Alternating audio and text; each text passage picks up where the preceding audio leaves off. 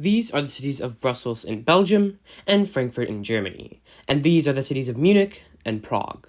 Both of these cities are around the same distance from each other, around 300 kilometers, yet it takes 3 hours longer to travel between Munich and Prague by train than it does to travel between Brussels and Frankfurt by the same mode of transportation. What's going on here? Why does it take so goddamn long for trains to travel between Munich and Prague? Prosím pozor, hlášení o zpoždění vlaku. Vlak Eurocity číslo 363 linky. Okay, so in order for there to be fast and efficient train travel between any cities, something known as a main line needs to exist.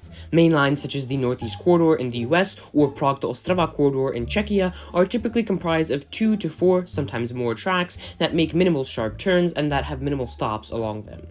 Unlike Brussels to Frankfurt, which features a high-speed main line, there currently exists no primary Prague to Munich main line. Rather, Prague to Munich trains rely on the Prague to Plzeň rail corridor, then primarily travel on a patchwork of local rail lines in Germany once trains pass the Czech-German border near Domažlice. Currently, train services between Prague and Munich, referred to in Czech as Bavorský Express or in English as the Bavarian Express, are primarily operated by České dráhy on the Czech side of the border. In the Czech Republic, train services operate as Eurocity with an EC designation, giving the trains high priority on Czech railroads. En route to Munich from Prague, the train stops at Plzeň, Holešov, and Domažlice before the German border.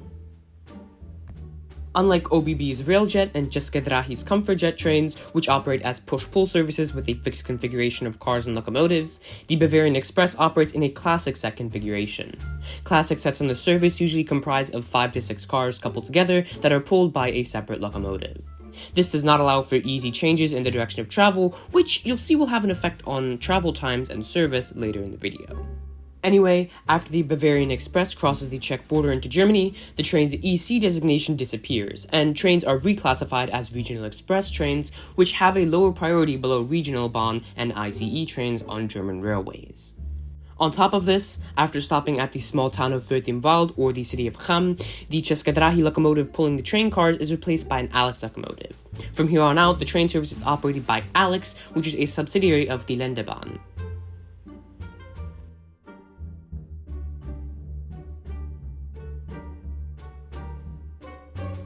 Between Fürth-im-Wald and Munich, the now Alex trains need to change direction of travel no less than 2 times at Schwandorf and Regensburg. Since Munich to Prague trains are comprised of classic sets, this means that Alex locomotives pulling the service have to decouple, go around, and recouple twice to opposite sides of the train, taking time away from the train's tight schedule. This takes time, and sometimes the Bavarian Express couples with another Alex train in Schwandorf. In certain instances of delayed trains, Prague to Munich services will be cancelled in Schwandorf due to not meeting the 15-minute time slot to arrive, depart, and join carriages at the station. However, this situation has since improved. So here's the thing. Taking the Bavarian Express in the direction of Munich to Prague is generally fast and easy. There's usually minimal delays, except for weather, which I experienced firsthand when I traveled the route from Plzeň to Prague in June of 2024. It's usually when traveling the opposite direction from Prague to Munich that you'll experience delays and the issues described above.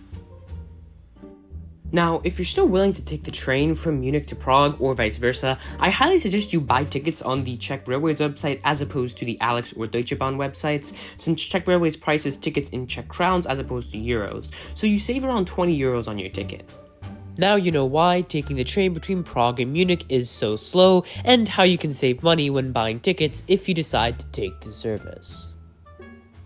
So yeah, you've reached the end of this video. If you have a transit topic or project that you want me to cover in the future, please let me know in the comments down below. Anyway, thank you for watching the video, and have a great rest of your day.